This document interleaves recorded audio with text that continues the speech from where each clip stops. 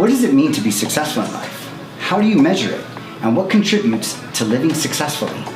On the Success for Humans podcast, we dive into conversations that explore different perspectives on topics like art, creativity, health, entrepreneurship, communication, relationships, and all the ingredients that create a successful human being. I'm Jose Chavez, and I invite you to join me on my journey to discover how to grow in the areas of life that contribute to being happy, successful, and fulfilled. Oh, man, dude, this has been a long time coming, yes, brother. A long time coming. Well, I want to introduce our first guest for the Success for Humans podcast, Sergio Betancur, which has been a teammate of mine at the original Clip Joint Barbershop for many years. One of my best friends in the world, one of the most amazing human beings that I've ever met. Sergio is recognized as an artist, a barber, and an entrepreneur. And so on the Success for Humans podcast, one of the things we want to really contribute to not just each other while we're here, but to the audience is just really what it looks like behind the scenes to be successful. You know, I think a lot of people see success as something that's either far-reaching or something that's just not for them, or something that like is just super easy. Like once you get to a point where you're successful and you're doing it, like it's all, it's all uphill from there. And so one of the things that I want to bring awareness to with this podcast is really like what that behind the scenes looks like. Yeah. You know what I mean? Like what it means to be an artist, what it means to be an entrepreneur, what it means to be a health coach, a fitness coach, and ultimately what it means to just really be successful, whether it's as an entrepreneur or whether it's, working for Edison, working for the man, as some people would say. Or, I mean, nowadays, one of the trends that I'm seeing a lot, which I really love, is stay-at-home dads. Yeah. You know what I mean? I think stay-at-home moms has been something that we've had for ages. Yeah. And honestly, like, I'm so down for like equality. I really believe that just like a battery is not going to work for you unless positive and negative are both working together simultaneously at the same time. Definitely. And it's not a feminist thing or a masculine thing. It really is just like an energy thing where I feel like it's so great that there's starting to be a balance between women and men. Yeah. You know what I mean? Especially, I think, thank you for the intro, by the way. Joe, he's always been a big brother to me. He's been, if you guys don't know anything about Joe, actually, let me tell you something real quick. He took a chance on me when I was just a young kid, college, barely like realizing I wanted to be a barber, really. And he's mentored me in so many ways up until this point. And I'm so thankful and forever grateful to Joe. He's one of the most motivating people I know, someone who I consider immensely successful. So good thing he's the host. And yeah, I love you, brother. You've done a lot for me. But touching on that subject of like equality between the man and the woman, I recently got into a relationship over the last 7 months, the greatest 7 months of my life. And that's actually how I went about this relationship specifically. Is there is so many times a stigma of, oh, this person does this person does that. This sex does this sex does that. And like, I have no shame in doing the dishes the same way Irene has no shame while I'm gone installing a shelf. And it's been such a nice balance and such a difference than, I wouldn't say other relationships. I felt like I've had that type of balance, but this one, more than anything, has been just perfectly balanced. And really, it's not like a masculine or machismo thing. It's not a feminist, whatever thing. I think it's just like a human thing that so many times certain cultures maybe like swept that under a rug. But I think that working together, same efforts, builds you up so greatly and so fast that it's not taken into account. So I like that you mentioned that at the start, because I think in anything successful, that's really successful for relationships. Definitely. And I see that with you and Jasmine. And that's, like I said, he's a big mentor and a big motivation of mine. And the reason I am the way I am and the way I've been moving in my recent relationship, I've mentioned to her, my girlfriend's name Irene. I've mentioned to her is because I got that from Joe and Jasmine. That was like one of the big examples, also with my family, but like with you guys, I got to see it in business. I got to see it in the family home when you guys would take me home, wherever we'd have like a dinner. I got to see it in so many ways, talking to you guys separately, and you guys both kept that balance. And look at you guys, it's superpower. Yeah, man, I really appreciate you segueing into that, because it really is a balance. And I mean, for 30 years, maybe even a little bit more, like I wasn't taught that. Like I wasn't taught that balance. Yeah. And so it really is a challenge.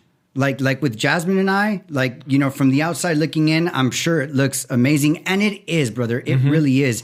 And it comes with its challenges. Yep. Like it's not something we're used to partner like that, to really be a team like that. And what you said, I think, was perfect. I think whether it's male with male, male with female, like relationship, nothing, just when we can get together, the velocity in which you can get stuff done, in which you can create things when you team up with other people, it's insane. Absolutely. Insane. I mean, for like 20 something, 30 years of my life, I was always like solo, you know, which is a trip because I've always had a lot of people around me.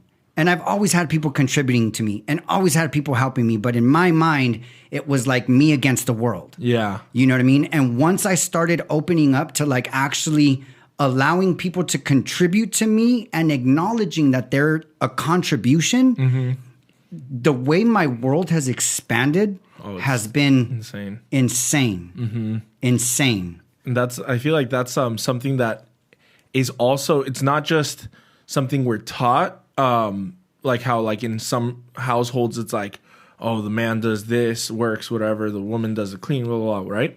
But it's also like a control thing where it's not something you're taught. Like some people just genuinely are like leaders, right? And they think that it is them against the world. Like I'm the leader, I'm the alpha, this, that, whatever. And it will hurt them in the long run. Because how many times I'm sure you as a business owner, I really haven't had employees like that, but like I've had clients that are business owners and I hear from them, I see them talk about their bosses not letting go of control. Not that little thing of, you know what? I'm just going to like trust this person. Trust my team. Trust. It's a trust issue, I think. And like once you learn to trust others, whew, that breath of fresh air, that relief on your shoulders, and your time will be better spent elsewhere if you really are that leader, that head honcho. Letting go of some things, you will make more in the long run. Really, I'm sure you understand. Oh yeah, 100%. Exactly. I mean, one of the things I really hear in what you're saying is, I guess, kind of like an analogy that I've heard before from one of the people that I listen to a lot, Gary Vee. Yeah. You know, and one of the things that's always stuck with me is like, he always says like, I'd rather have 100 wins, like 70 losses and 100 wins than to be like 10-0. That's true. You know what I mean? Like we strive for perfection. And I think that's where the control comes from. We want to control the result. We want to control the outcome. We want to control what happens.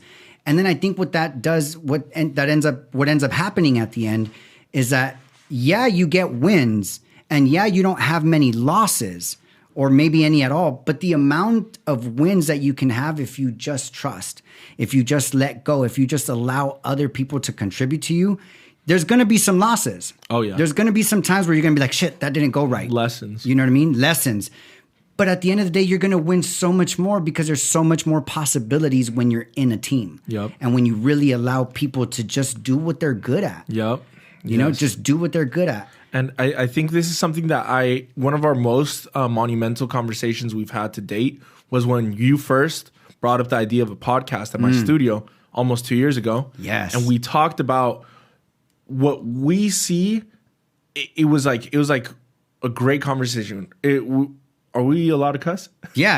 All right. It's going to be registered under explicit. Perfect. So yeah, you're allowed to be free. Being unfuckable with by just not letting your losses determine what you mean And whenever you win, to appreciate it, but not get hung up on it either. That way, I remember we were talking the trajectory that builds. Instead of like high peaks and like low valleys, it's just like, oh, like I'm winning.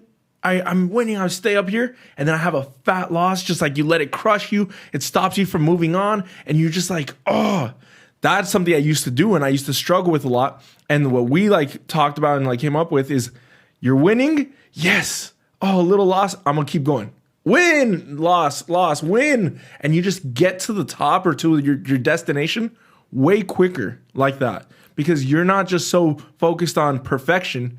That is something I genuinely just I had this conversation with Irene because we're both artists.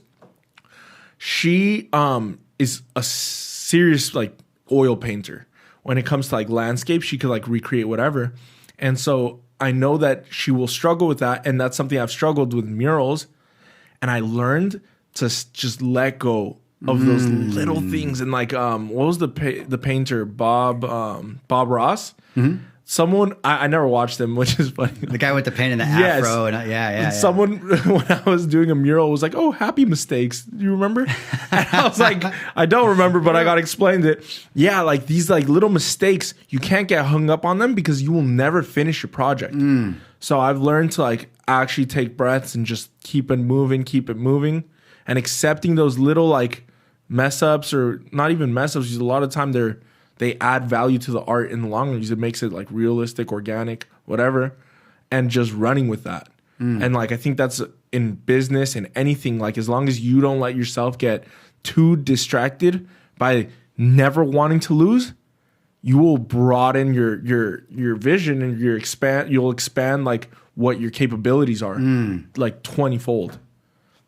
It's crazy. Oh yeah. Yep. Yeah, big time. And right now that you're talking about art, one of the things that I've wanted to ask you for a long, not really ask, but like just really get present to, like, when I met you, and you were 19 and you started working for the Clip Joint, I didn't know you as an artist. No, I didn't know you as somebody who drew, did murals, did none of that. Yeah. None of that. So I know a little bit about the story of like how it came about, you know, but what I really want to know is how did you become an artist?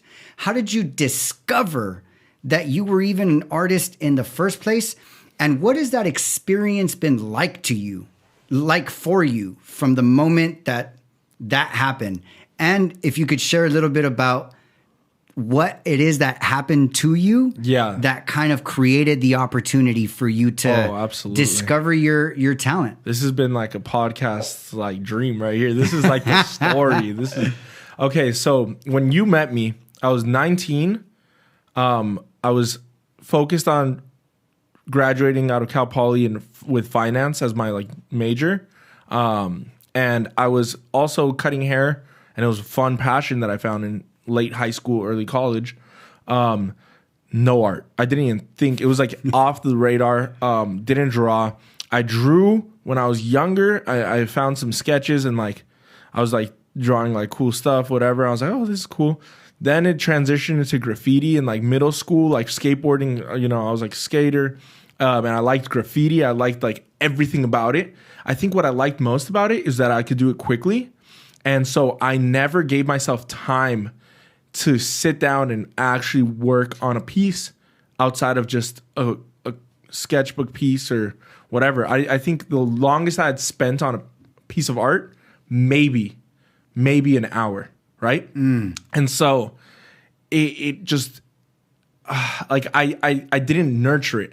And I also didn't have I had like support, obviously, like people would say, oh, this is so good, whatever, but no one like really like pushed to nurture it. And nor did I think it'd be like a career. I didn't imagine it because, you know, like coming from Colombia especially, like you can't make money in unconventional ways and make a living. I mean, there's Botero that came out of there, but like most don't like go, oh, art's gonna save the family, that type of stuff, right? So then I let that dream go. That was just like it wasn't a dream. It was just like a little hobby. I stopped drawing, and I focused on cutting hair, and I realized like, oh, like I love cutting hair, and that I think really filled that void. And so because it's artistic, like you get to pick your client's head shape, how to complement it, whatever. And I was just talking about this with a client today because I did a crazy flower design on his head. And I was like, man, I used to do this stuff and just be like, not even thinking anything. Oh, yeah, I don't know how I never questioned how I did it. I would just do these crazy, remember my designs? Yes. I would just throw down crazy designs. And like with cutting hair, it's like drawing with pen. You shave a line, it's over. Done. There's no going back. Yeah, there's no going back. So as I progressed in your barbershop and I realized like that turning point where I dropped out and then I decided to just pursue cutting hair, and I was like, oh my God, I'm gonna make it, whatever. That was then full time what I wanted. I wanted to be a barber. I wanted to be a barbershop owner almost. I didn't know what I wanted to do, but I wanted to do barbering. And just for some context, because of what you said right now, I think this is so dope. Like Sergio used to go to Cal Poly Pomona. What were you majoring in? Finance, real estate, and law. Is like a clutter major of business administration. Bro, and Cal Poly, I mean, for anybody who's local to Los Angeles, Cal Poly is not just like some community college. Like you were going to a great school. It was a great school. A great school. Yeah. And you literally went from doing Cal Poly to cutting hair in the Cal Poly dorm bathrooms. In the dorm, third floor Montecito bathroom. There's probably hair in the floor still. Yeah, it was that. To just bam. It was crazy. It was the Cal Poly dorm bathroom. My second year, I moved into an apartment. The room was this size. My bed was like a twin, and I freaking used the rest as a barber station. I put a little barber chair in there, and I promise you, if they have the same carpet, I could go in there and pick hair out the rug. Like that is how like much hair I cut, and like I vacuum, but I know there's hair in there. One day I'm gonna go back and do like a video of like where I started and just go to each spot. I know exactly where it's at. I'll knock. You bring them some beer. Like, let me go pick out your carpet. Hair. Yeah. But yeah. So that was going on, and then I was just like, okay, I don't know, like. I think this is what I want. And for so long, that was like the dream, the goal, whatever. And I was at the second location. I was killing it. I was working 4 days a week. I only went in Tuesday, left Friday night.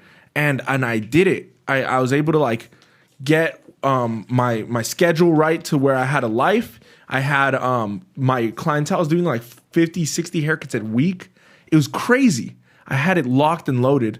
And still I didn't feel this like I felt like complacent. And I didn't. I was like going out a lot on the weekends, like with like all my friends are still in school. So I was like living in a house full of college students, but I was like working. And so I was just like, I don't know. I feel like I need to move on to the next thing, but I don't know what it is. And I'm a person of like movement. I like change, and I think it promotes something good in my life. And like, so I was like, I don't know what it is. I don't know what it is. And then like out of everything, like I was like shown what it was, and I broke my ankle in Joshua Tree. Yeah, so I don't want you to just skip through that one, bro. Like oh, just broke my ankle. No, like. Can you share with us a little bit about like that experience? Yeah. And then what rolled on from there? Yeah. So basically out in Joshua Tree, messing around with my friends.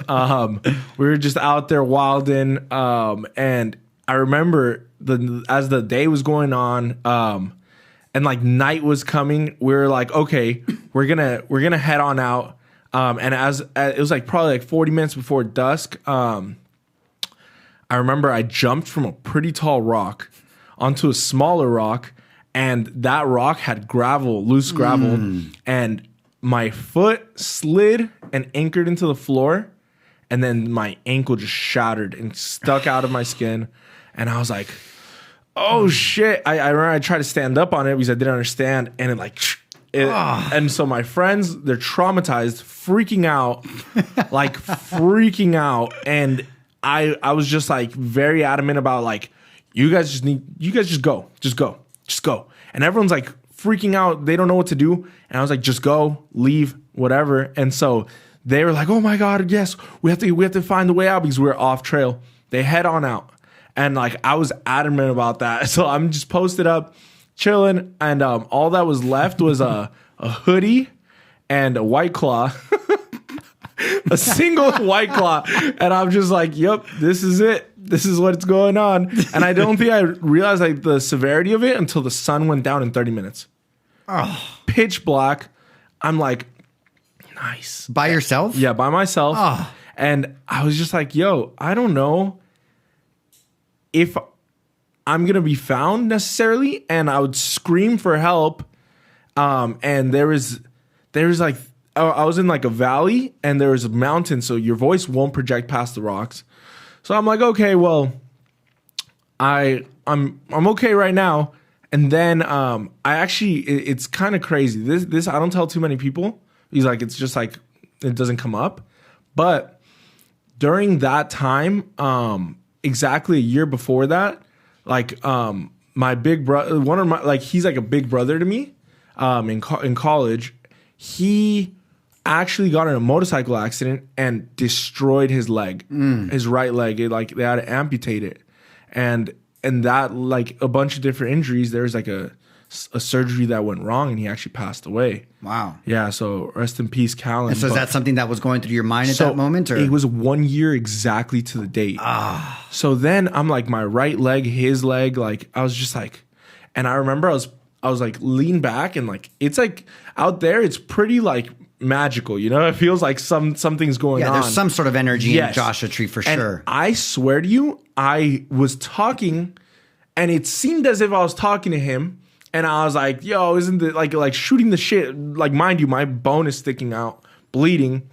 And I'm like, yo, with the White Claw. I was like, yo, isn't this crazy? What are the chances a year later, man? Well, I was like, but I was so adamant, like, I'm not, this isn't the end though. Like, I got this. I'm gonna do this for you. Like, I'm not ending off like this. Like, I'm gonna like stay strong. And that's when I was just like feeling like this type of like, all right, bro, you're gonna be fine. Like, I didn't even stress once.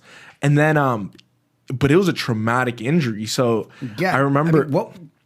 If you can share a little bit about what they did to it. So I broke both my tib and my fib. So the two bones that connect and wrap around the ankle, both snapped off at the ends. One of the ends flipped inside out and stuck out. Then the other end stayed inside, and then above that, it pulverized like this much. So I was just like, my two bones actually separated, like the ligaments in between them that like hold them like that. They separated a bit. Like, it was like my ankle was like completely like staring that way, you know? And so I start hearing little like noises in the bushes. And I was like, as if it wasn't bad enough already. Yeah. And so I'm like, I've been sitting there for like 30 minutes. It's like 40 minutes. It's dark. This happened around 7:30. And I remember I was like, yo, this is definitely sketchy now, because I know there's mountain lions. I know there's like animals that probably are hungry. So, and it was 40 degrees as well. So I was in a shorts, t-shirt, because it was hot during the day. And the one hoodie. Yeah, October 26th. Ooh. But the hoodie, this is what I did. And I truly believe this is what saved my ankle, because it's the desert. It's an open wound. You hear about that all the time, things getting infected, and then that's why amputation happens. So what I did was so picture this. I grabbed my foot, I straightened it. And so I'm like freaking going through all those feelings. I straighten my ankle and I throw the hoodie, grabbing the arms to use the heel, and I push my foot out upright. And then I use the arms and I start wrapping them in a certain way, and I tighten it so tight that my foot stays like that.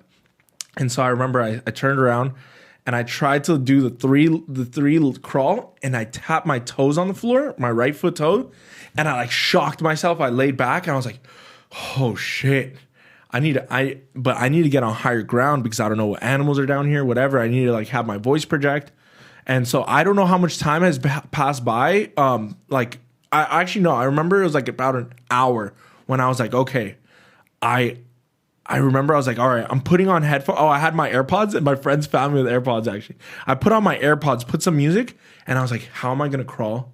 And so I was like, you know what? I'm going to turn around and use like my arms and just push myself with my leg in the air. So imagine putting your leg in the air for like 2-3 hours, holding it up there. That was the craziest workout I've ever done. Just backwards crawling uphill, just going through cactuses, going through all that shit. And I'm just like, all right, well, this is what it is. I'm not gonna like not do this. I need to like save my life. And so I kept screaming periodically, nothing. And I'm like, all right, well, I'm confident I could survive this because I watched that movie 127 hours. I was like, yo, it's like hour 2 or hour 1.5. Like, it doesn't matter. I'm going to be fine. Yeah. I don't have water, but but some people know I'm here. There's no way I'm not going to. I was like, if I sleep here, they'll find me. Dude. So I kept crawling. And after like 2.5 hours, I made it to the top. And I remember there was a rock and like a divot next to the rock with sand. And I was like, there's no animals, no like spider. All right, I'm going to bury myself right here if I have to for warmth because it's 40 degrees. Wow. And I'm just going to post up. So I was like, I'm going to call a few more times, call into the distance. I'm like, screaming. But I'm not like, it sounds like dramatic how I'm screaming because I'm trying to get it out. Yeah, project the voice. But then I'm just posted up like, this is so crazy. And so I just call out a few more times. And then I remember I just hear, Serge. I was like, oh, it's over. I'm good. And a helicopter. And so then I see lights. I'm like, yo, using my phone light, like whatever. And they're like, Serge. And they had to crawl over. And it's my 2 friends crying. And I'm just like, both thumbs up. They're like, oh my God, thank goodness. And there's 2 firefighters in them. And I'm just like, yo, we're good. They're like, bro, what? This guy's crazy. Like that. And then they're like, all right, we have to splint you up. I was like, oh God. So they had to unwrap that. They had to cut the shoe off. They like formed the splint with my shoe and like these sticks because they didn't have like splinting gear. And so I remember that was painful. But they ended up shooting me up with fentanyl for the pain. So then I just felt like a warm sensation just go all the way through my body. And I was like, all right, I'm good. I'm good. I'm not, no more pain because it was so painful. Like the adrenaline wore off. After 2, like it was like almost 3 hours. I think it was like 10 o'clock when they found me. I was like, all right, bro. And so I'm like, all right, cool. And then the firefighter's like, all right, we're gonna airlift you out of here. I was like, hell no, you're not. There's no way. Like I do not consent. And they're like, what? I was like, bro, I heard that shit's like 20 or 30 grand. You think there's 4 of you? I have 4 limbs. We're hiking, buddy. Good. Like, yeah, I was like, I've been here 2-3 hours. I don't care. Like $20,000. And you just shot me up with some shit. I don't feel nothing. Bro, I will handstand my way out of here if it means saving 20 grand, bro. What the fuck? I will learn how to handstand and walk out of my hands before I pay that. And they're like, dude. I was like, how much? And they're like, oh, it's free. It's the national parks cover that with their, what's it called? The national parks cover that with their budget. Like it's an emergency budget. I was like, call the chopper. I was like, hell yeah. So they have those like little firefighter blankets on me. I'm just posted up and then the freaking helicopter comes. It's windy. I'm like, all right, sick. They're about to like lace me out. Like I'm gonna be on a little on a bed, all that. Nope. They drop down the equivalent of like Bruno's swimsuit. It's a strap that goes in between your like gooch, bro, and 2 straps that come around the top of your neck. And I was like, okay, this isn't too bad until it pulls me by my full weight. And I'm like, oh, and then it goes and just lifts me up. And like, I'm getting lifted by the gooch, bro. Oh, shit. It was more painful than the ankle break. It was the worst pain I've ever felt in my life. Like legitimately the worst pain. And I remember when I got to the top, they just held the rope and I started spitting a little bit on the way up and I'm like trying to get a hand in between, but it's like all my body weight. I'm like 200 plus pounds. So then I'm looking at the lady. I remember they had like the Call of Duty mask looking like helmet. And I'm like, and she's like, and for 5 minutes she knew I was just like in the worst pain of my life. Airlift me out. They get me. I see the ambulance. I see my friend's truck. I was like, oh, I'm about to save money on the ambulance though. My friend's truck's right there. They're like, oh no, you have to go in the ambulance. We already gave you drugs. So I was like, fuck, that's like $2 grand right there. So whatever. I'm like I'm taken to the hospital. And then it was there like a few hours before they did the surgery. And they're like, yeah, we need to do surgery ASAP, whatever. And so they they had to put 2 plates. I still have them. It's like one on the inside, a shorter one where the bone like stuck out, and a long one where the other piece broke and where it pulverized because they had to support the pulverized piece of my leg. And so they did that, and I think it was like 15 screws, like 5 long screws and 10 little screws. The long screws went all the way through to connect the bone since the ligament was like, so pretty much like bionic. It's like a bionic leg at this point. I don't have full motion anymore. But my plan is to realistically, like, why I do want to like build wealth is like for time freedom. But I also want to take my ass to go get stem cells. Bro, the moment I get stem cells on this, I have faith in the future that I'll be like brand new ankle. It'll rebuild all that tendons, tissue. I've read about it. So when I'm rich, I'm going to be like doing tray flips all day, back on the board. But yeah, no, it was a traumatic injury because I didn't see how bad it could be because I had never experienced something like that. And it wasn't until the doctor, we were actually going to go on a Europe trip. And I was like, oh, yeah, doc, I'll be in my crutches in Italy like in 11 days. It was November 11th. So it was like a few days, like 2 weeks after my injury. And he's like, looked at me. He's like, oh, you're going to be in bed for like 2 months. And I was like, no, I'm not. I'll be in a wheelchair. He's like, yeah. All right. I was like, okay, let's see what's about to happen. Get sent home after like 2 days. It was the worst pain of my life. I had to be in bed, like immobile for almost 2 months. It was all of November. It was almost until the end of December, around like, I think it was like Christmas time that I was like able to like start being like a little weight bearing for short periods of times. And it was like, damn. And as a barber, this is like my living. I still have bills. I had that car. I had all these things that were not going to stop because of my injury. Mm-hmm. Thankfully, I had my health insurance because of my parents. But it was like $100. And by the way, this is why it's so important to have health insurance. I realized an injury like that totaled out with everything was like $113,000. Wow. And with help, I had to pay like $17,000 out the door. With help? Yeah, with help. No one has that type of most Americans, there's a statistic like 75 can't afford $1,000 surprise bill in the month because they don't save or they don't have the savings for it. So I was blessed, thankfully, to have like set aside money. That's why I also like I'm so big on health, on like telling people like, yo, health insurance will save you. And so it will savings. Like you have to account for those rainy days because you just really never know. I never thought it'd be me. But yeah, so 2 months, not even able to stand. And then another about a month learning how to walk and like not fully there. So 3 months out, I remember during those 3 months, all I had was just my family, thankfully, my parents. But I remember they brought me a sketchbook and I sketched a little bit and like I was getting like love on Instagram and it was like I sketched this like car from Tokyo Drift, the movie, and I sketched a Mac Miller and I was like, yo, that was fun. But that was kind of like it for that moment. And so it was like a small like snippet into like, oh yeah, I remember I could draw. That was kind of cool. But it wasn't the full on breakthrough.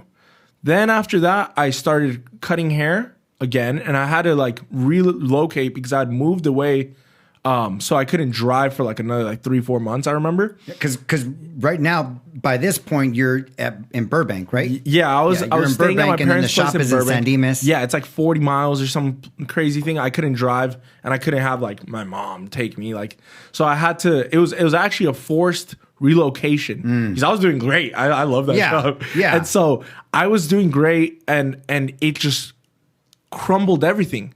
But I never let it get me depressed.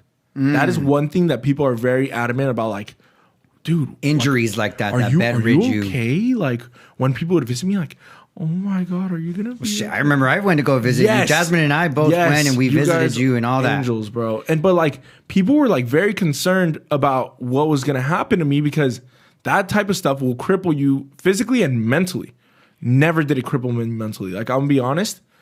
I want to know a little bit more about that because, I mean, actually, Dean and I, right before recording this, by the way, Dean Wright is the owner of Talking Circle Studios, which is the studio that we're recording at right now. Yes, sir. And so right before coming in here, we were actually having a conversation about how everything always happens for a reason. Everything. And honestly, like if somebody told me like, oh, like you're going to break your ankle and go through everything that you just went through, which I think is great. One, I think it's awesome you shared it because let's be honest, most of the people that are going to listen to this first episode are going to be people who know me and people who know you. Yes, sir. And there's a lot of people that I know that know you and some of your story that it's going to be pretty cool to actually hear like the way all this went down. Yep.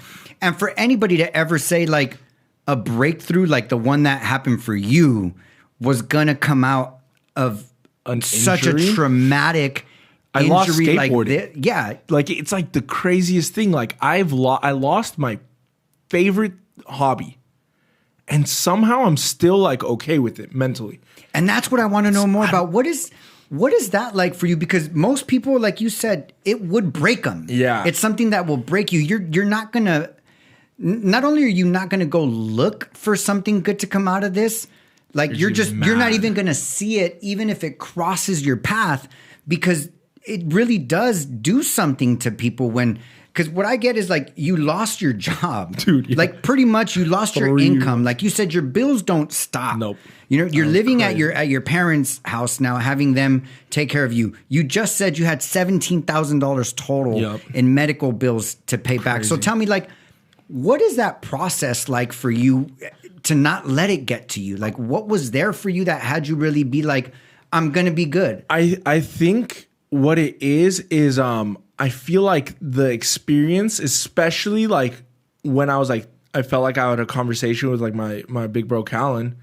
I think knowing the extremities, because like, you know, like he actually like lost his life. And I got out of that, how happy I am with my life and how I'm just so thankful for this and what we do that like, I see heaven, my heaven, as heaven on earth. And that's what I came out of that experience thinking like, oh, like I'm having the time of my life. I have friends, family. I have things that I could do, things that I could learn, things that I could discover, anything. So I already came out of that like with like a humbling experience. But I think that I just really believed that I was going to like get back to whatever I needed to do, and that now I have even more of a reason. I didn't die from this, you know? Like now I have to continue on like doing something special. It felt like, especially like the more days that it didn't affect me, I was like, man, I feel like I have something that's going to come out of this. I don't know what. And I would tell my mom that I was like, I don't know what it is. Like something's going to come out of this that's going to be great. Like I just had a feeling. And so I think it was, I knew that my comeback was going to have to be grand because I didn't, now with I used to work, you've seen me work 17 hours. You'd be a madman. Freaking 7 a.m. to 1 a.m. The longest shift I ever pulled. I like pee once, like during the day. Like I would miss. It wasn't the healthiest, but I was grinding. You were grinding. It was grinding, and like so, I'm not gonna be able to do that again. I thought, and so I had to reinvent myself. So I think I was also really focused on who I'm gonna become from this, and that actually like propelled my career because I realized, I'm gonna be cutting less. I need to figure out how to supplement my income. And so I have to bring more value to myself. And so I knew that I was gonna get like people would understand. Like it was like people would understand that I would have to cut less time, so my prices would go up, whatever, right? So I was like, okay, well, that's what it's gonna have to be. And people like accepted it, and they appreciated my work, and a lot of people followed me, drive the 40 miles, whatever, even further sometimes. And so really quick, I want to back up. One thing that I really got from what you said earlier that really kept you going was that you had perspective, and that you had gratitude. Yes. And so I hear you like talking about like now like transitioning back into barbering. Yes. But I want to focus, one of the things that I really want to focus on that I think is super amazing was like, what was the process of finding your art? Yeah. So before going back to the barbering, no, like because this is the thing. The art came after this little situation. oh, I thought the art came while you were in bed, or that was just like the beginning. That was like a snippet. That was like I was like, oh shit! I just drew this car fresh as fuck. Put it away. All right, back to making money. I have to make money, whatever. So that was like a nice little like remembrance. But this is the whole thing. I started up again in a new shop, made it a point for a month and a half of work.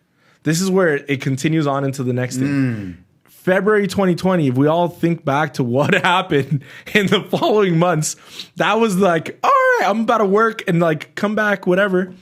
I got a month and a half in and I closed every client. That was one thing I was like grateful for. Everyone who sat in my chair in a new shop, they're mine. It was done. Like I was like, that's how I see it. Like as a barber, like you meet someone, you close them. Like you have to like give them something that they want, and then they'll be back. So I was like, oh, I'm killing it. COVID. wow, yeah. So then after a month and a half of trying to get back to normal while like using crutches and cutting, while doing this and that, like having to take breaks and cutting, whatever, COVID hit and it shut down everyone. So now it's feeling like a drought. I got 3 months no cutting hair. And this is how I equate all this. 3 months no cutting hair. A month and a half of work, like a little tease. And then COVID. Another 3 months of no cutting hair. Especially because at this time, I was staying with my sister to be like safe with our parents. Like they stayed at their place. I stayed with my sister. And she was very adamant of like, sorry, you're not going to be able to be a like underground barber. I was like, I respect it. It's your roof. Cool. So I literally had another 3 months of not cutting hair. That's a total of 7 months, 7.5 months. Income. 7.5 months, only a month and a half of income. Oh, that was it. And so I was like, damn, I'm in a severe drought. But what I did was my sister, she's like, I feel bad because I'm not letting you cut hair for sure. Here's a notepad. And I go and I'm like, all right. Actually, no, it was a mask. I used the mask and I was like, what should I draw on this mask? And someone said the Joker. So I drew the Joker face and everyone's like, yo, that's pretty tight. I was like, this is kind of fun. Like, I think I was like feeding off like the interaction. And I was like, oh, people probably have no idea that I could do this. And so then the next thing was I drew Sade. I decided, and this is where it all circles back to me not giving it more than an hour time to draw when I was younger. I sat down. We're not doing anything. I drew for 7 hours straight Sade with a lead pencil, and it was like shocking. My first like portrait. Do you remember it? I do. It was like, yo. I surprised myself. I posted it and the love I got from that was like the fire that got lit. I was like, all right, gotta do the next one. Why not? Drew a Mac Miller. Then the next I thing, remember that one too. Yeah. Dude, that one was sick. bad. That video recording you made on your iPad. Oh no, that's a different Mac Miller. That's a different Mac Miller. That was the Mac Miller I'm talking about was a pencil still. And then slowly I started getting like contributed like art materials. Like someone gave me markers, someone gave me pencils, like the actual pencils, like whatever. And so I started messing around with new things. And each day of COVID, it like was a new chance of me to draw a piece. And I started being like, yo, I'm doing pieces. Like this isn't just like a drawing, this is a piece. Like I find this like could be valuable eventually. Like and the feeling that I got from cutting hair was now replaced tenfold. And with the art. And it all made sense, dude. I didn't love cutting hair. I do love cutting hair. I didn't find it my true and unreal calling. It was just a subgenre. The real calling, filling in the void, was the art, dude. I'm meant to be an artist. I was like, yo, I'm gonna be an artist. In my head, bro, I'm an artist. Like I'm gonna be an artist. I'm gonna like you're an artist already. I'm gonna retire an artist. I'm gonna like do something with this. And so that just fueled new things. And I was like figuring things out. Never went to art school, never watched videos, none of that. I literally just let it just, the pure feeling just go. And the things that I was doing, and I hate, like, it's not even like trying to sound bragging, like I'm boasting. Mm-hmm. I am like certain that this is not normal, you know? Like I was drawing and that's when I started to invest in myself. I bought that iPad. I remember that. And that's the Mac Miller I drew on that. I was like, yo, this is getting out of hand. Like I love cutting hair, but I was almost dreading getting back to cutting hair because I wanted to continue this, but the world was going to continue, right? Yeah. So I was like, yo, I need to make money. So I remember I went back to the barbershop that I was at for like a week, literally a week or two. But you know how they like lifted it up and then they closed this down again? Yes. Yes, that period, I went back and I'm cutting all my clients, but instead of being like, oh, blah, blah, blah, I was like, dude, I saw I'm an artist now.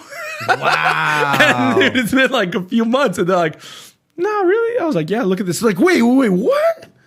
Yo, what the fuck? And I would love for like whoever is listening to this to kind of have some context with us in this conversation. You posted this stuff on your Instagram, right? Like this. So what is your Instagram? Because I'm sure that this is the moment where people are going to look you up, and I actually want them to be able to see what we're talking about as they're listening to us right now. My Instagram is BFR Sergio. And the dates of the art that I was posting were like early March 2020. So scroll back. The Sade, the Mac Miller, all that stuff. Yeah. Okay, before that, you could see like skateboarding videos. You could see me at like barbering and like whatever. But then all of a sudden you start seeing like my page be like little art things pop up. And so, yeah, I'm telling my clients like, oh yeah, I'm an artist now. Like I was like, fuck it, I'm gonna call myself an artist. And then they're like, damn, you kind of are, bro. I was like, yeah. And I'm gonna have an art studio. And they're like, that's dope. And I was like, yeah, I'm trying to find a spot. Like I realized my sister's place, it felt like cramped, you know, like I felt bad like having things left out because art is messy. I was like, yeah, I'm gonna get an art studio. And I remember this is another crazy, like things that are coincidences. I feel like I manifest things a lot. I used to ride down a bike path in Burbank, and it was the Chandler bike path. And there's this building called the Studio. And I would look at him and I would look into it and I'd see lighting and I just see like these deconstructed ceilings and I'd be like, oh man, I want that. And I just keep biking. And I remember one time when I was younger, I looked it up and like the rent was like, whoa, okay, never mind. That shit's impossible. Yeah.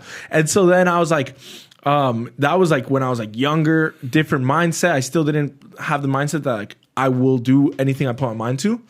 This time now, I'm so adamant about an art studio that I look up studios in North Hollywood, right? Type that up. First one that pops up, I was like, oh, dude, it's this building again. Click on it. I was like, man, I'm going to do this. And it sounds crazy because I'm coming out of a drought.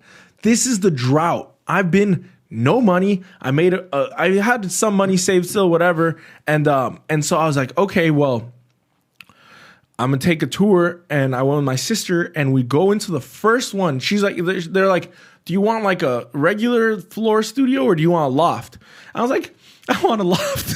Like everything just kept progressing. Like, and it's like, the way I saw it was like, yo, sink or swim. Like I'm gonna swim. I don't care. Let's go look at the loft. First one I walk into, I'm like, nice. I'm gonna take it. And my sister's like, what the fuck, dude? What are you fucking making any money? Yes. Like I was like, yeah, I'm gonna take this one.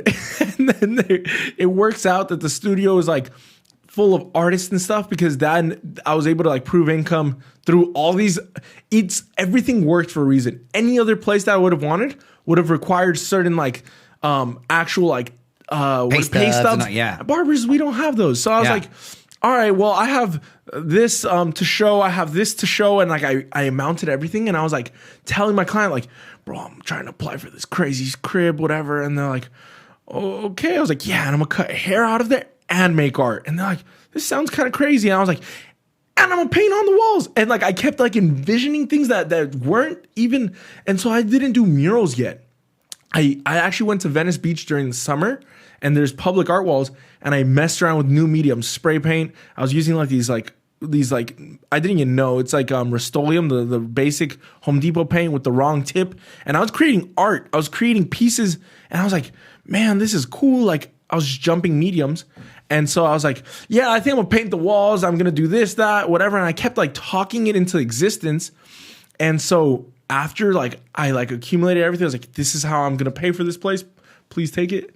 They accepted it. And the worst part was like, to have a guarantor, you had to make 5 times the income of the rent. My dad, he's like, bro, I can't help you.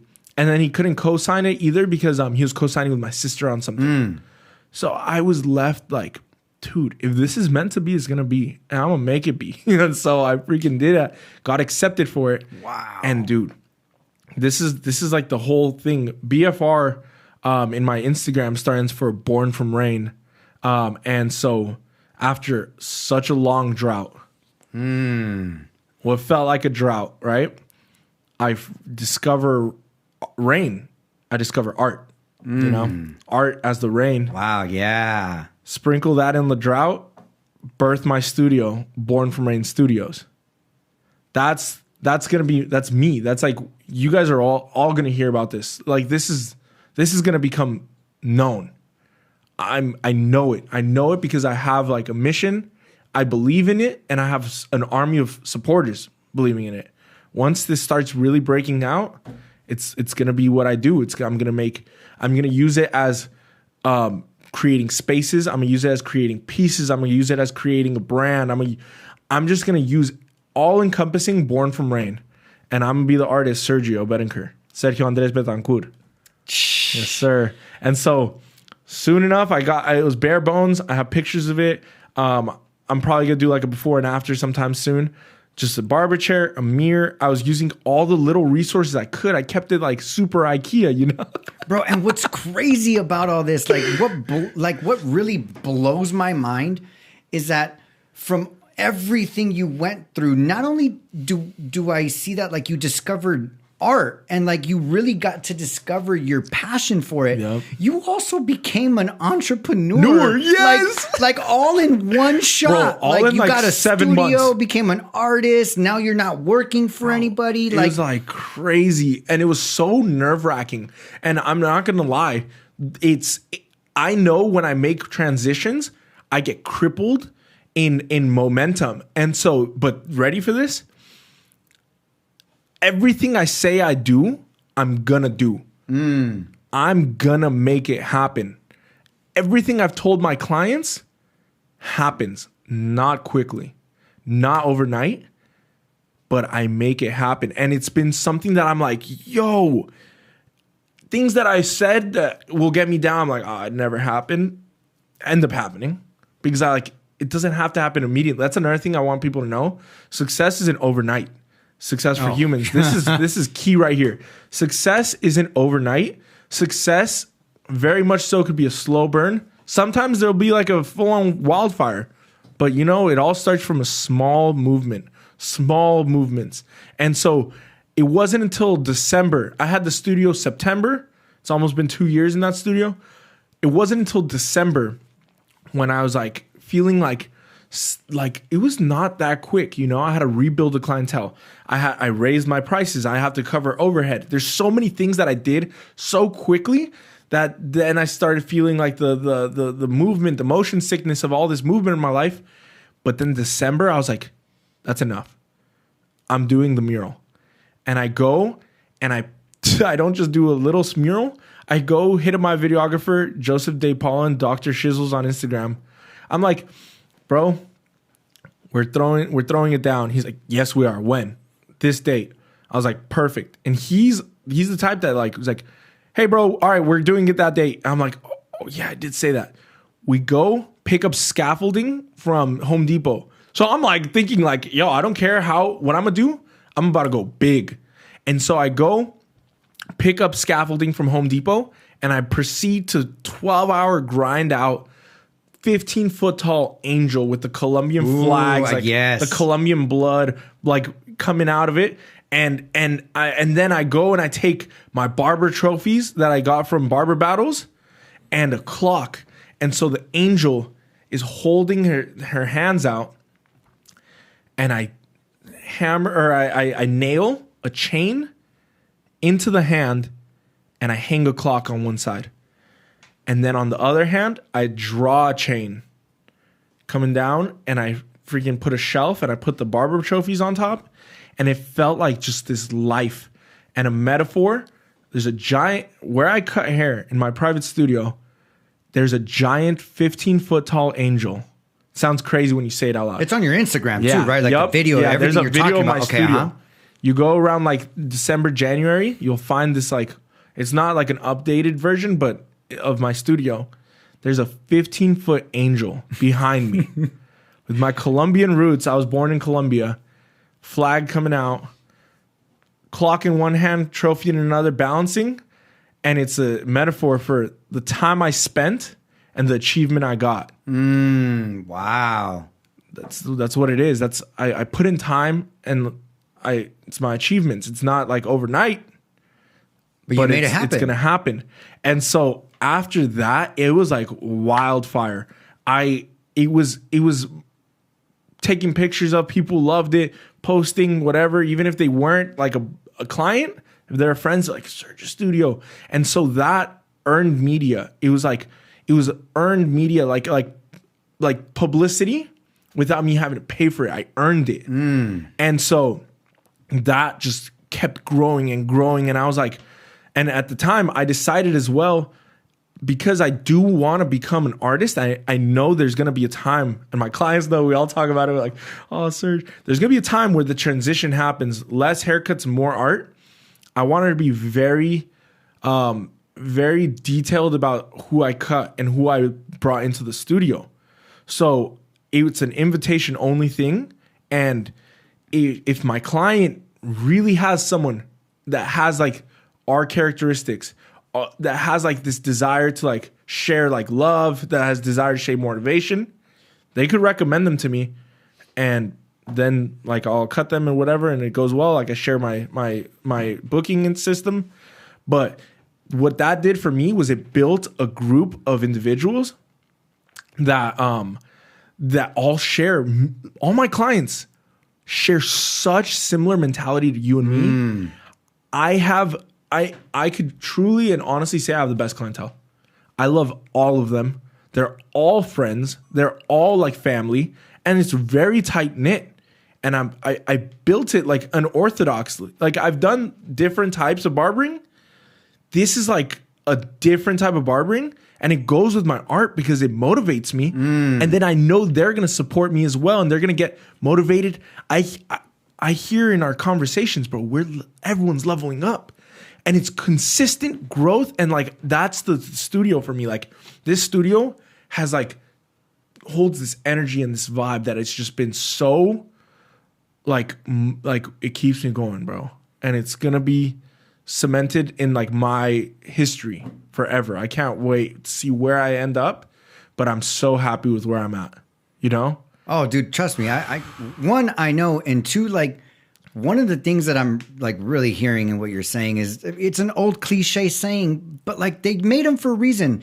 You are who you surround yourself with. Yeah. And so like what I'm really hearing is you're actively surrounding yourself like with intention with with like-minded people that you know that are like not only going to elevate you, but I'm also hearing you're elevating them because you said we're leveling up. You didn't. It wasn't like, oh, I have clients that are leveling me up. Like, no, like I'm really hearing you're surrounding yourself with people who are leveling each other up. Bro, it's crazy. It's crazy. And how much do you charge for haircuts now? Right now, it's $75 a haircut and then $40 for beard. 75 a haircut, Yes, 40 sir. for beard. Yes, sir. And so I want to, I mean, just to make it clear on the podcast, I did hear that you said it's like invitation only, but like if anybody listening here wanted to go and get a haircut by you, is that possible? And is there a way for them to reach you? So just because the other reason I'm keeping it like this is because the more clients grow, the more it's going to be like a problem like separating, because eventually I'm not gonna cut hair. So I'm trying not to like open to everyone just yet. Like I'm trying to like really like enjoy what I have and they know what it is. But like if someone wants a haircut from me, truly, if they message me on BFR Studios, then yeah, like I'm not like completely closed off. Like it's not like a no outsiders. It's just I'm very intentional with who I have in there. So I mean, like I'll feel it out. Like right now, I'm not really looking for clientele like that. Yeah. But honestly, like if someone feels like they fit that description and they know that they could like come and elevate the space with me and they're ready for that and be serious. I like serious people and like people who are serious about business. If they like want to come and respect the place, all that, likewise with like how I respect them, it's respecting time as barbers. That is so important. Someone who can respect my time, someone who's consistent with me as I am consistent with them, and they're ready to hear some motivating shit. Yeah. Yeah, absolutely. Okay. I just wanted to make that Absolutely. clear because, I mean, I just wanted to make sure that it was clear for whoever was listening because I didn't want you to start getting like messages or whatever. You know what I mean? Like I wanted to make sure I brought some clarity to the space as to like what you're looking for. Yeah. So perfect. Like definitely. Right now, you did say like business, and Yes. I want to get into that part of the transition as far as like going from barber working for somebody else. Then to discovering art, doing art, continuing barbering. But at the same time, you're now managing your own money. You're managing your own time. You're managing your own clients. You no longer have like me or Jasmine, like really doing all of the things on the outside for you to just be there and do your job and just be a barber and cut hair. It's crazy. But before segueing into the business portion of this, I actually have a question for you from my daughter. Oh, which daughter? My 16-year-old. Nice. Yeah, my 16-year-old, she's artistic. Oh yeah. My family, we come like at least my mom's side of the family, they're all musicians.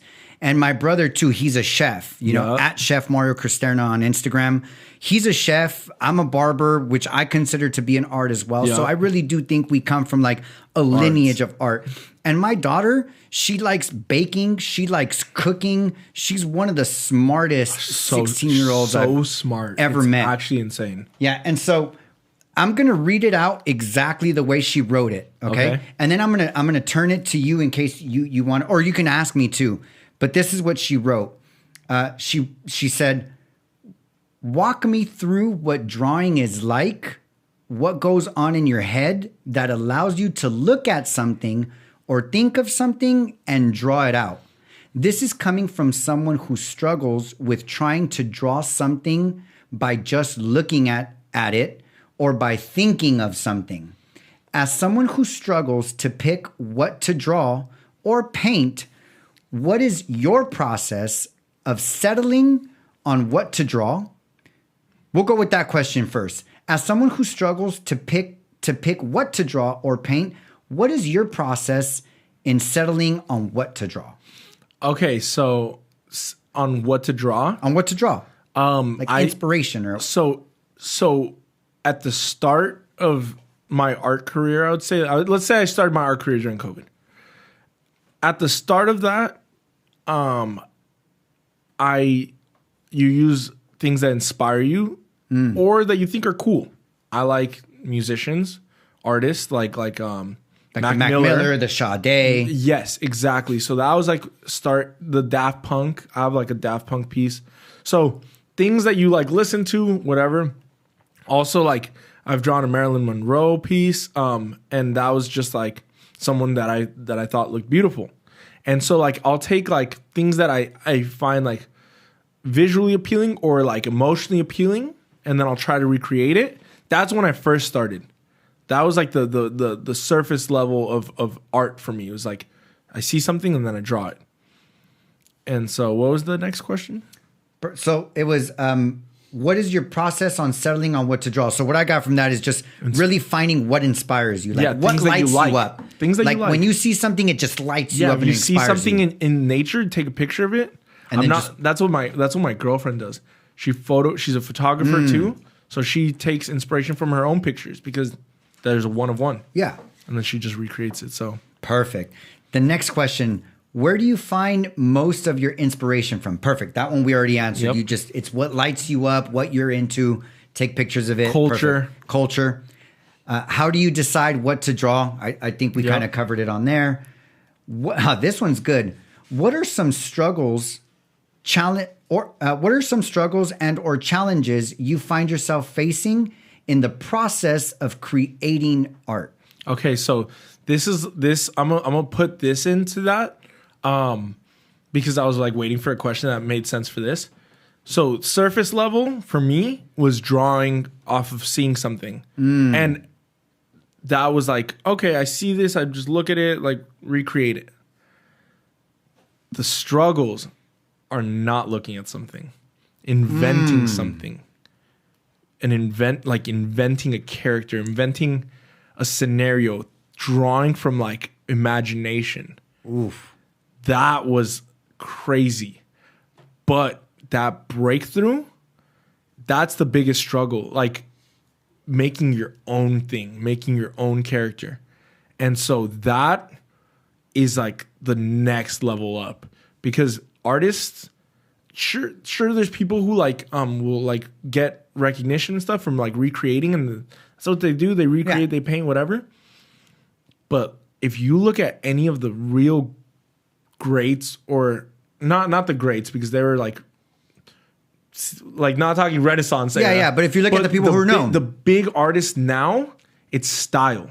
You have a style. You have something that cements you as that art, like your unique touch. Yes, your signature, whatever.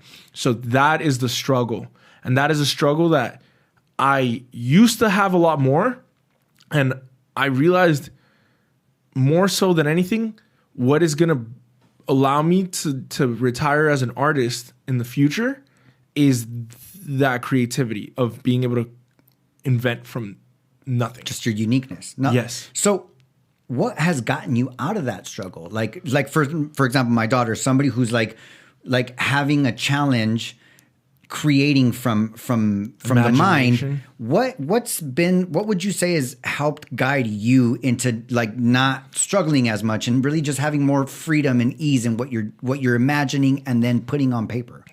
I don't know. I truly think this is the phenomenon with barbering as well, because I never learned from you didn't go to school or the YouTube videos that were out when I learned cutting hair were like filmed on potatoes. Now there's like everything, right? It was all feel. I don't know what, and that's what I think is like a little different in my situation, is because I don't know. I'm gonna say that it was my grandparents and like their spirit in me, because I didn't know this. My grandpa, he passed away when my dad was like 7. So that's so young. Like my dad barely thinks about him too, So I didn't know this. And my grandma, I only knew her when I was like a baby in Colombia, and I met her once when I was like 5. So I didn't really know this much either. My grandfather was a barber, and he learned. My grandfather was a barber, and he was the town barber. He went, notice there's no barber. He didn't even know how to cut hair. He learned from feel and from just like the heart. Yep. And my grandma, like that story. Like she like survived la guerrilla in Colombia. Yeah, in Colombia. And so all she had, bro, was her art, and she knitted all my mom and my aunt's clothing. She taught herself. It's literally like make clothes, then paint, make knickknacks, invitation cards, hand painted. Wow. Bro, she was insane. So I truly believe that I got passed down those gifts. Like I truly believe, because I still don't know what moved me out of that. I didn't do anything specific. I just let it go. I just let it go. And it's crazy because I really wish I had like a answer, like I did this, that, whatever. Nah, dude. I just like will see something in my head and I'll just feel it and I'll go with it. Same thing with haircuts. Like I felt some type of way to use scissors, and it turns out it was right. Like it's just like, I don't know, man. Well, for my daughter, I think this is perfect, because what I get is like it's like an ancestral thing, and it's like an energy of art. So I think this is perfect for my daughter because she obviously has an ancestry. Yeah. And, you know what? Close your eyes, tap it. and another thing that I'm really hearing though, because I also want to like give something practical. Yeah. And one of the things that I also hear is like it's the practice too. Like at first, the 7 hours, bro. Time is another thing I heard you like. All the time you put into it, the effort. So maybe for somebody who doesn't have ancestral art blood, they will surpass someone if the person with like the gift or the talent that the world like sees as talent, if they don't like exercise it, someone who does consistently will you'll get it. Surpass them. Always will surpass them. That is a thing. Like I believe in that. But luckily I just had like the other, yeah. And so I'm like very thankful for that. But timing. Rome wasn't built putting overnight. in the time. Yep, it's putting in the time. Yeah, bro, that shit is huge. This next question I think is dope. For you, what do you use art as a form of expressing? Oh, okay. So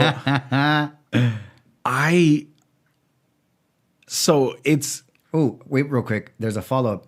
I ask that with the consideration that some people use art to express their emotions or to calm them down, or because they simply just find joy in art, or they do it when they're in their feelings. Yeah. So there's so many reasons why certain artists do certain things, right? And for me, it wasn't until I went to do murals in Arizona at the Penthouse that I really cemented this idea and what it is that I do with art. Obviously, I express like cool things. Like I think this is cool. I draw. I'm like, oh, this is dope. So that's very surface level. You said there's something that was like people do it to feel calm, or like some people use it to express their emotions, feel calm. Okay, that right there. So it wasn't until I was doing my first big mural gig where I got flown out to Arizona and I'm in a penthouse for a week. I remember that. And I was like, yeah, I know how to do this. Like, I can do it, bro. Yeah, hire me, whatever. So I'm like throwing myself out there and I'm not sure. Like I only did my mural, cool. But then and I didn't prepare anything. I went over there with no sketches. Each wall was just invented, and I invented all those things. There's a video of that on my Instagram. It was around April of 2021. Okay. That's the video. All those pieces I made up like from my mind. Like the lettering on the wall, that's my own calligraphy that I made up. It's like a graffiti calligraphy. The characters on the wall made up. And like the everything I like was things that I just came up with, and I would sit back and draw it. But like having it on the iPad, whatever, it was cool. Putting it on the wall, and this is something I actually talked with my girlfriend about recently. It's the imposter syndrome. I go and I'm covering the wall, the first wall. After we ended up like doing stuff for like 2 or 3 days before I started painting. I was like, yo, bro, I kind of have to start doing stuff. But it's like also like a childhood friend who's like hired me, and he was like, let's take you here. Let's do that. Let's go out here. So it was cool. But then when it came down to it, I was like, all right, now it's time to like actually work. And then when I went and I put black paint on this wall, the wall getting covered, there's like things that you have to do that I'm learning as I go, right? So I started getting intimidated. I was like, oh my God, I'm about to ruin this guy's penthouse. I was like, I'm ruining a penthouse. Let's go. So then I go and I learned with so much talking and so much self-hate. I actually really like, it's weird, man. Like I'll like self-hate when I start pieces, because art is not beautiful for the first 70, 80, maybe 90% of it. It's not until it comes together. Bro, it looks like shit. Like that's why like haircuts, like haircuts, bro. Like, if you turn a client, they're gonna trip out. Them. Yeah. But like, how do you get past that? How do you do the same 80% way of something? The same way with haircuts. With hair. Okay. Remember the that first few? yeah, bro, it's the same, but with haircuts it's so minuscule. With this, it's like a giant wall. It wasn't until I let myself go and just like that I started painting that I went and I painted for hours for the first time in my life without a single thought in my head. Have you ever experienced that? Like actual no thinking? Yeah. Like, but I'm talking not even like your own voice. I hadn't. I talk a lot to myself. And so suddenly it was just pure like whatever music, like, but even the music became blurred and it was like serenity. Like I'm just drawing and I'm doing whatever I'm doing. And it's like, so like, I'm not even really thinking at some of those points, even though I should be thinking of what color. It was robotic, but it was like the best feeling of like letting go. And so I was telling my girl, like, yo, after that experience, I realized how I'm expressing myself. I'm expressing myself by letting myself like take a break and like at the end of it, enjoy it.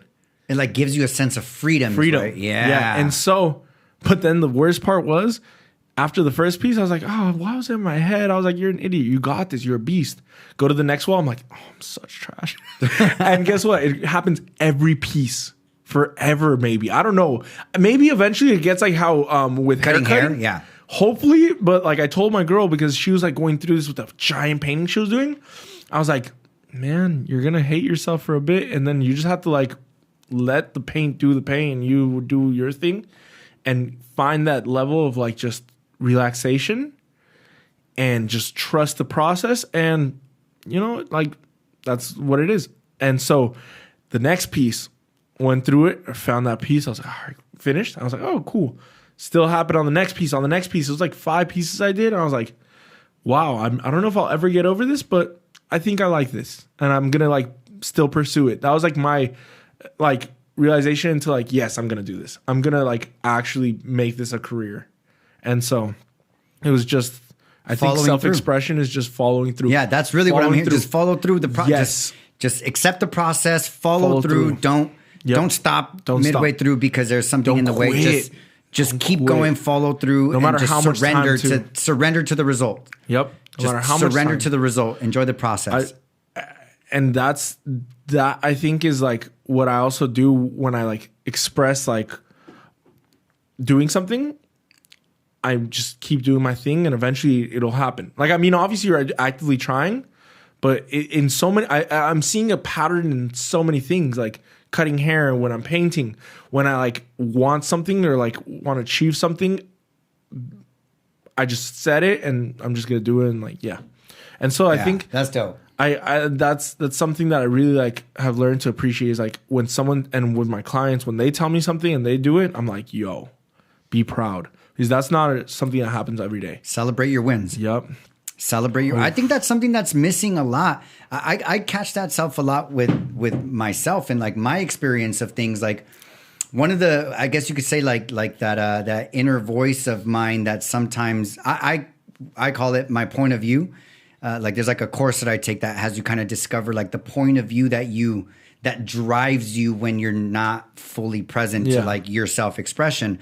And part of my point of view is like I'm not enough, which then has me not celebrate my wins. Yeah, and I'm really discovering just how important it is to be able to stop and celebrate your wins. And I think one of the things that's really helped with that has been acknowledgement. Like when you can stop and acknowledge the wins of others, when you can acknowledge other people for what they're up to and what they're creating and what they're doing, it makes it so much easier for you to look back at you and acknowledge yourself and really celebrate that win and say, I'm enough. Bro. Like what I'm doing is enough. And there's nowhere I need to be. There's no place I need to get to. Exactly where I'm at is where I need to be. And I'm accomplishing what I want to accomplish. Like I'm not perfect and I don't do everything perfect. I make mistakes. I have breakdowns and I'm exactly where I need to be. Yes. I'm exactly where I need to be. Celebrating others has to be one of my favorite things to do. My clients, I will tell them and put into perspective exactly how you said. And I think that's why I'm able to understand this and why I was able to relay it to my girlfriend. When my clients do something that they think is like whatever, or they like kind of like, I make it known like, yo, you're a beast. Like you told me this. Look where we're at. A few months later, a few years later, whatever. I'm like, look how far you've come. Like, I think that it's so important to do that for people. It really is. And like, if you guys don't, if the viewers haven't practiced that with like parents, with whatever it may be, siblings, clients, if you have clients, friends, do that and acknowledge people. It's going to make you and your life so much better. And it's going to make all the people around you also's lives better. That way they know, you know what? I kind of acknowledge what I'm doing. You know what? I deserve this. I worked for this. And it's going to just like push everyone up. I think that's like what I try to do is exactly that. Celebrate others. Dude, and it really does. Like it, I think one of the things I see with acknowledgement is when you can create others to be amazing human beings, because that's what you're doing. Like when you say like, man, like I acknowledge you for being like if your boy, he works 9 to 5, but he comes home and he coaches his kids' baseball team, and like they have family night once a week and they have the 2 vacation. Like, dude, like when you go to someone and you say like, dude, like I see you, I acknowledge you for being such a great father, for like really dedicating time to your kid and really dedicating time to your wife and your family and doing everything it takes to go on those 2 vacations a year. Like when you say that to someone, when you acknowledge that, I truly feel like for them, you create a whole world. When they hear someone else tell them that, now they're like, wait, like that really is who I am. Like, wow, like I might have not have seen that for myself, but now hearing it from somebody else, like, yeah, I do that. And not only do you create a whole world for them, but that human being is now so much bigger to you after you've created that acknowledgement with your word. Because now you don't just think of that person as a big person. You've created it with your word, with your language, that person is a great, amazing human being that is a huge contribution to his family. And the next time you see that person, they're huge. That scenario happened last night. A dad, I don't have many kids anymore, but this 14-year-old kid came in with his dad, and I acknowledged it to him verbally. And the smile, bro, I don't think he like had heard it from anyone. Oof. And I made it so clear, like, yo, like what you're doing is so impressive, and like it's gonna be like a lifelong thing for your kid. He's like gonna appreciate you. I know he works so hard, and he like was talking about trips he did with his son, things that he did. He filmed them skating all the time. Well, I said, you could get boring, but he did it. And he was like, man, thank you. Like I could see it light up his face. Yes, bro. And what you said when you're speaking it to existence. Yes. Yep. And I'm a huge believer about that. Bro, and then when your acknowledgement is authentic, like how you were last night, they walk away from that conversation as that person you created. Yep. They walk out feeling like, okay, like I'm on the right path. And now they do things that are in line with being that person. Yep. Like they walk through life now after that conversation, truly believing that that's who they are. And so then their actions end up lining up with what they're committed to, with what they're out to create. And that's amazing. That's amazing. I love it. Dean and I the other day were actually having a conversation about acknowledgement, and one of the scenarios that came up was like if you work, because he was sharing how like he loves his job and like management is great, and like that it's just amazing that he's at where he's at and he's grateful. And what came up was that like, can you imagine if every single human being that was at a job that they loved, or that they even really enjoyed and liked, and their environment was great. Can you imagine if every human being tomorrow that was in that position went to work, pulled their manager or managers or owners aside, and just simply said, hey, can I have about 5 minutes of your time? Yeah. Honestly, I really came to realize that I love where I'm at, or that I really enjoy being here, or that the environment that you've created is amazing. And I just wanted to let you know that I'm super happy with where I'm at. And I acknowledge you for really creating this space for me, because if it wasn't for you guys creating this, I probably wouldn't love waking up in the morning to be here. Wow. And I just wanted you to know that. I mean, dude, it would change. It would trickle all the way up. The energy of the world would just change, go through the roof. Yeah. If everybody who was just simply happy with where you don't have to love it. Like, you know, you might still want to be your own business and your own boss, but until you get there, you love where you're at. Like, you enjoy being where you're at. If you just went out, spent 5 minutes to acknowledge whoever's managing you for creating that environment for you, dude, it would change. What it would do in your environment. It would ripple throughout the insane. Yeah, no, that type of thing is one thing that I don't see. It's sad to see. It's not seen as enough. And hopefully, like, whoever's listening to this, like, if you guys could take something away from this, is, yo, next time you see someone and you know that they're like doing something cool, they're doing something. It doesn't have to be like the biggest project. They don't have to be like, oh, I became rich, or it doesn't have to be anything outside of just like being a father, or just like landing a trick on a skateboard, anything. Acknowledge them to their face and see what it does. You know, like I feel like we could actually like just move a few tens, a few heads. You know, yeah, for sure. That's awesome. Good. That's a good point, Joe. Yeah, hell yeah, man. Now, before ending the episode, I also want to create, or at least try on for the first episode, that this is. I want this show to be a conversation. I want to get to a point where it really is a conversation that flows between you and I, or between the guest and myself, or whoever is actually hosting the show, which is an idea that I'm just going to throw out there right now. I'm going to create it. I've been manifesting it by sharing it with people, but I'm going to share it right now.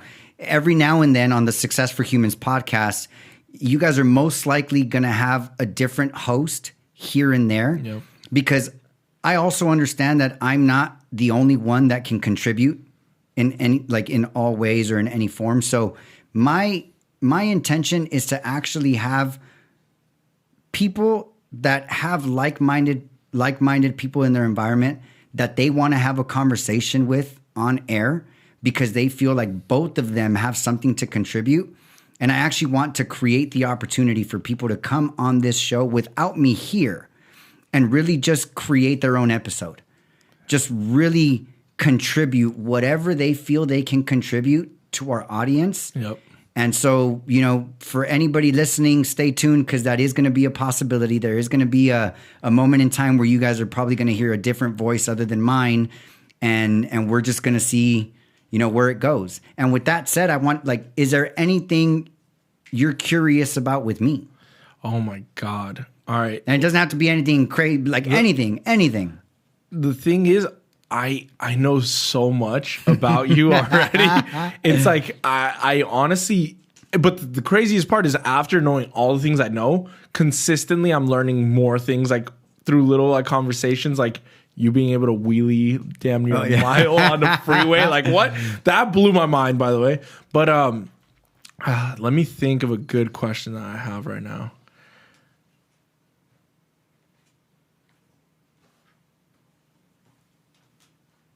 As you've obviously gotten older or whatever, and like matured your own way, is there things that when you were young you wish you did differently still, or have you accepted these things as part of your story? Because there's a lot of people who will be like, I wish this, wish that, and like I get that too, but I want to know what your perspective on that is.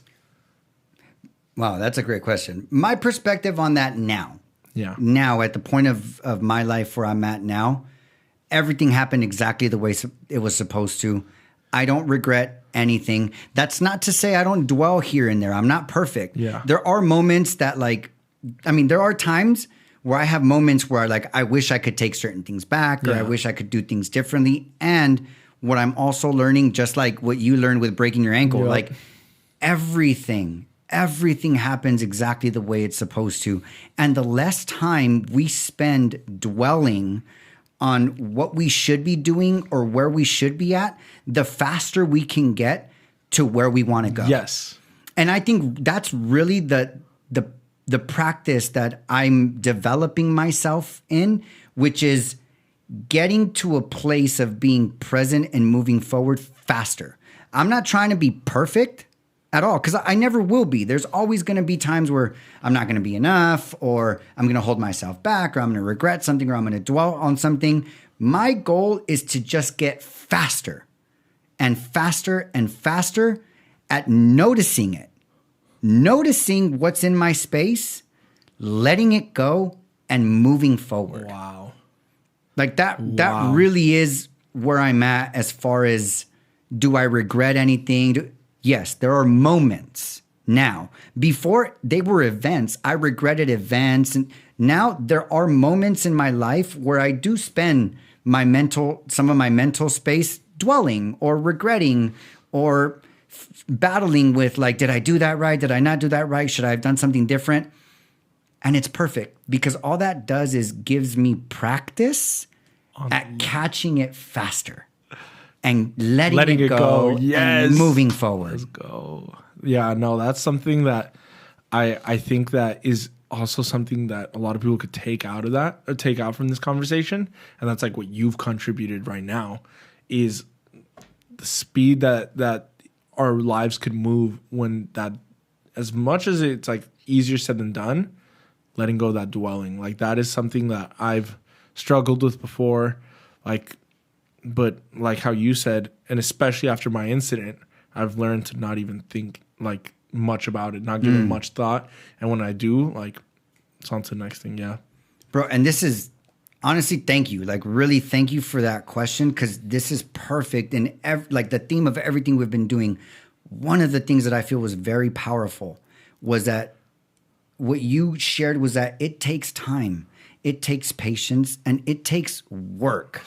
And that's one thing that I really want to leave people with right now, with the question that you just asked me, is that if you want to transform your environment, if you want to get better and practice at not dwelling and moving forward and creating your life, like really creating what you want to create, it takes work. Like, dude, I've been doing, I guess you can call them like self-development or growth courses since January, February, March, April of 2017. Wow. And bro, I'm at the tip.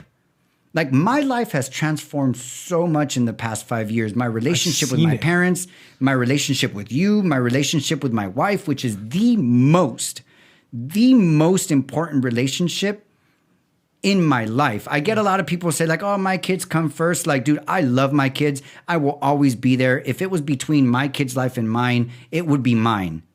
And my wife is the single most important human being in my life. Yeah. She's there with me at all times through everything, whether it's good, it's bad, whatever. She is right by my side. She sees everything everybody doesn't see. Yeah. All the stuff, all the shit that goes on in the background. And she's the one that I guess you could say like absorbs that energy, right?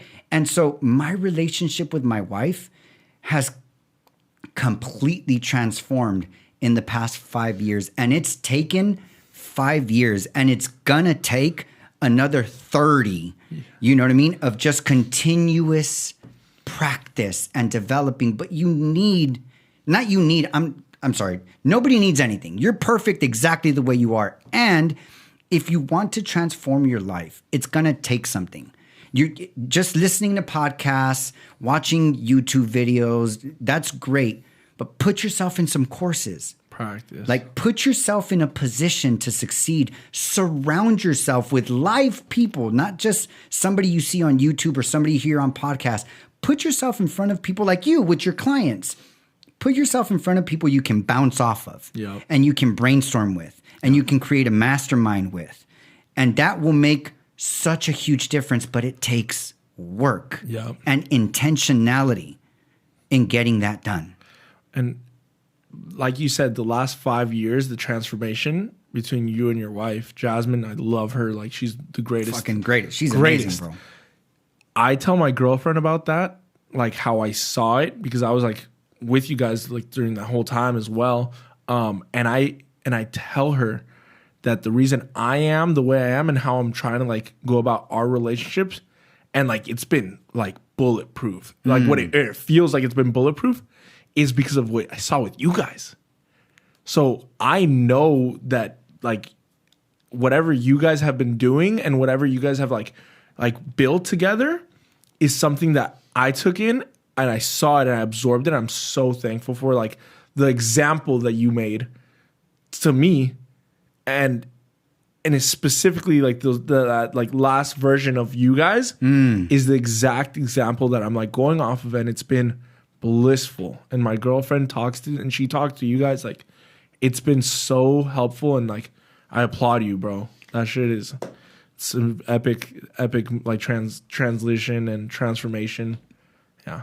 I appreciate that, brother. Yeah, I really do, because it really has been a journey, and it's going to be a continuous journey. And I'm excited for that journey, because fortunately now I'm discovering to not be attached to the outcome, like to where I want to get to, but just really being present in the moment and just enjoying the journey of where we're at. And I also want to acknowledge you. And this is an acknowledgement that I want to go for everybody who is being inspired by others and who's being contributed to by others. This goes out to everybody who's doing that. And specifically in this moment, this goes out to you. I want to acknowledge you for allowing yourself to be contributed to. Because anybody can see somebody else the way you're seeing Jasmine and myself and still not doing anything out of it. There still comes a point where you got to make that choice. Yeah. And so I definitely get that we've been a contribution to your relationship and how you are with Irene. And I really want to acknowledge you for taking it on, doing the being the person you are and taking the actions that you've taken to really create the relationship of your dreams. Yeah. Because it takes that. It really takes for you to make that choice to do it. Because you could listen to Tony Robbins and Gary Vee and everybody all you want and never own your own business, never go out and do all of these great things. Why? Because it still takes the one single variable that matters, which is you.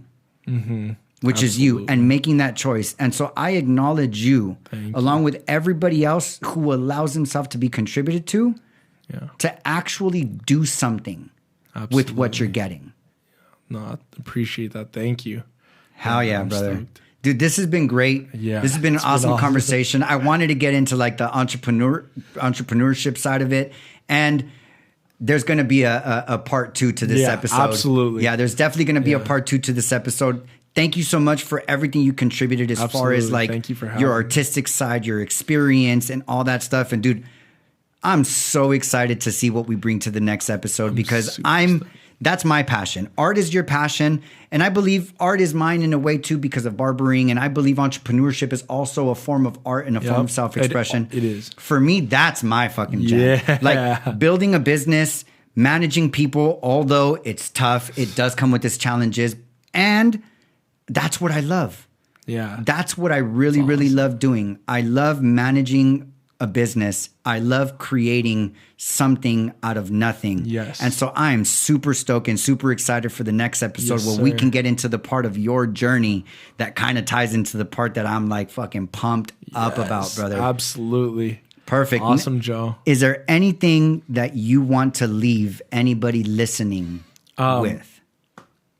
I really think that just touching up on, because it's the Success for Humans podcast, success really, although it may seem overnight, although it may seem easy, and you know where that like easiness like stems from?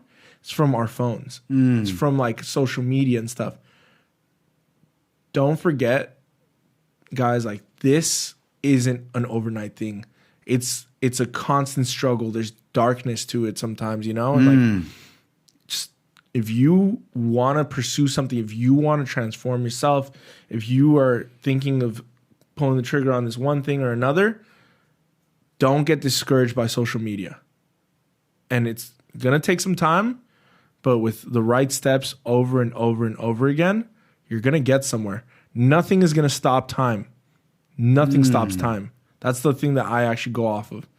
The time is going to pass one way or another, and we're going to get there. I'm eventually going to be retired on an island, whatever. Nothing's going to stop it. Just keep doing your thing. Just Follow through. Yes, keep following through. Don't let social media like jade you away from it. If you are passionate about something, go for it and take those steps. Absolutely. Hell yeah, brother. Thank you so much for that, brother. Appreciate that. I want to give, before we sign off, I want to give a big shout out to Dean Wright at Talking Circle Studios for really allowing us to create, at least for me, which has been such a magical experience with one of my most favorite human beings in the world. You, so thank you so much to Dean. And then for everybody that's actually watching it rather than listening to it, this is going to go up on YouTube. I want to give a huge shout out to one of my really good friends, Paul Prado, right? Or what? Prado, perfect. But what's your Instagram handle? Perfect Union Films. All right. So check it out on Instagram at Perfect Union Films. If you need a videographer, he does weddings, he does special events. I will give a little disclosure. He is thinking about maybe hanging it up, or he's considering hanging it up soon. So if you got a chance to check out his work, and if you feel like you could use someone of his talents, definitely reach out to him on his Instagram. And Paul, from the bottom of my heart, brother, doing this podcast has been something for me that's been in the making for about 1.5 years. Yep. And you've been one of the people that I cut your hair every 2 weeks, and you've been one of the people that has really, really helped shape this through our conversations. And the conversations we have been so inspiring to me that's definitely been something that has pushed me forward to finally after 1.5 years, taking the steps to take action. And it really goes with the theme of this: surround yourself with people.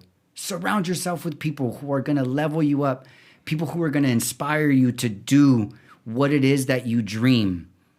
And you'll be successful in anything you do because you'll have the support system and the people that are believing in what you believe in to really catapult you to do what you want to do. And so, Paul, brother, I appreciate you. It's about to be 10 p.m. at night. You guys are still here with me. We got lighting. We got 3 fucking amazing cameras. This has been such an amazing experience, and you've been such a huge contribution to that, brother. I love you as a client, as a friend, as a mentor that you've been to me. And thank you so much for everything, brother. I really, really appreciate it. Let's do it, and we did it, right? You said let's do it, and we did it, baby. You said let's do it, and we did it. Definitely. So, and I mean, I think there's been a few shout outs here, but I definitely want to give a shout out to my wife. Love, thank you so much for all of your support. Like, really where I'm at in my life, if it wasn't for the huge contribution that you are in really elevating me as a human being, I'm not sure if I'd be at the exact place that I am. And I love you. Thank you so much. And brother, it's been a pleasure. We did it. Part 2 coming soon. We're going to be setting it up. Absolutely. And we're signing off. Yes, sir. Have a good day. Thank you, guys. Good night. Peace. Thank you for listening to the Success for Humans podcast. If you enjoyed what you heard and created value out of our conversation, we request you subscribe and leave us a 5-star review. It really helps us in bringing awareness to more positive and meaningful conversations. You can also follow us on our Facebook group by searching the Success for Humans podcast and be part of creating conversations that can impact the world. We appreciate you, and we'll catch you on the next episode.